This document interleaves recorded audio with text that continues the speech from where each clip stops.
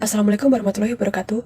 Halo semuanya, perkenalkan saya Bunga Puspita Erdana Putri dengan NIM akhir 025. Pada presentasi kali ini, saya akan membahas hasil penilaian kualitas diet dari subjek yang saya analisis menggunakan dua indikator, yaitu DKII dan juga MDDW.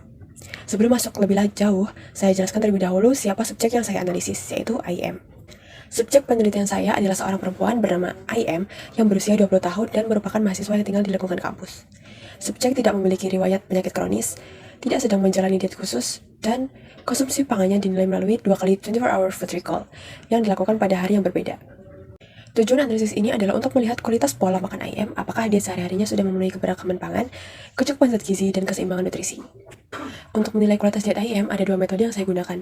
Yang pertama adalah Diet Quality Index International atau DQII yang menilai pola makan dari 4 aspek utama. Aspek pertama yaitu variety atau keberagaman makanan. Yang kedua ada adequacy atau kecukupan zat gizi penting. Yang ketiga ada moderation atau pembatasan zat gizi tertentu. Dan yang keempat ada overall balance atau keseimbangan zat gizi makro dan mikro.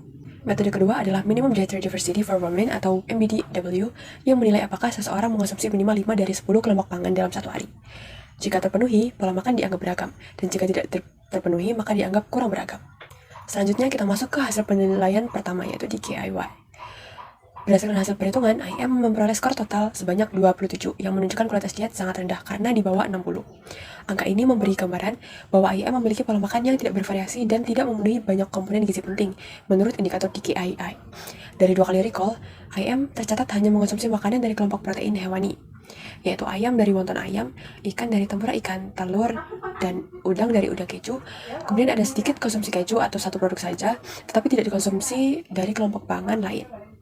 Secara khusus, IM tidak mengonsumsi buah, sayur, serealia atau umbi, kacang-kacangan, dan juga sumber karbohidrat lain. Karena hampir semua makanan nabati tidak dikonsumsi. Banyak komponen dalam DKII mendapatkan skor 0, terutama pada aspek variasi pangan, kecukupan serat, vitamin C, zat besi, kalsium, serta kelompok sayur dan buah. Dengan demikian, skor 27 mencerminkan pola makan yang sangat terbatas dan berisiko menimbulkan ketidakcukupan zat gizi penting, terutama mikronutrien yang seharusnya diperoleh dari buah, sayur, dan juga serealia. Menilai kualitas diet secara menyeluruh tidak bergantung pada satu zat gizi saja yang cocok untuk evaluasi diet modern. Kemudian dapat digunakan pada berbagai populasi dan negara sehingga dapat berguna untuk perbandingan internasional. Kemudian cukup baik dalam menggambarkan hubungan kualitas diet dengan risiko penyakit kronis. Lalu dapat diintegrasikan dengan 24-hour food recall, yaitu metode yang umum dipakai. DQI memiliki kekurangan yaitu perhitungannya kompleks karena membutuhkan energi, makro, dan mikronutrien serta rasio asam lemak. Kemudian sangat bergantung pada ketepatan recall yang rentan recall bias. Yang ketiga dari 24-hour food recall tidak selalu mencerminkan kebiasaan pola makan jangka panjang. Kemudian tidak mampu membedakan kualitas makanan dalam kelompok yang sama, misalkan sayur segar dengan sayur instan. Selanjutnya kita lihat hasil penilaian menggunakan MBDW.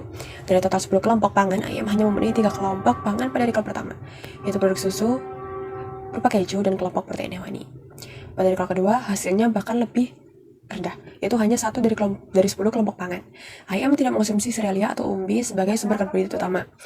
Kemudian tidak mengonsumsi sayuran berdaun hijau, tidak mengonsumsi sayuran lain, tidak ada buah kaya vitamin A, dan juga tidak ada buah biasa. Tidak ada juga kacang-kacangan dan juga tidak ada pangan nabati lainnya. Padahal, standar MDDW menyatakan bahwa seseorang dikatakan memiliki diet beragam bila memenuhi minimal 5 kelompok pangan dalam sehari. Karena IM hanya memenuhi 1 hingga 3 kelompok, maka dietnya tergolong sangat tidak bervariasi. Situasi ini meningkatkan risiko terhadap ketidakcukupan mikronutrien, terutama vitamin dan mineral esensial.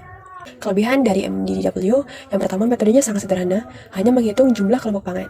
Yang kedua, mudah digunakan di lapangan tanpa dianalisis secara rumit. Yang ketiga, dapat memberikan gambaran risiko kekurangan mikronutrien.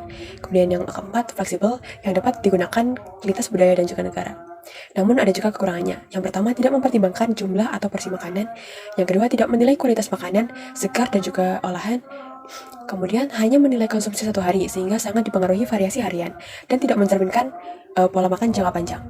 Jika kita gabungkan hasil DKII dan MDDW, keduanya menunjukkan pola yang sama. IM memiliki pola makan yang kurang beragam, tidak seimbang, dan juga tidak memenuhi banyak komponen gizi penting.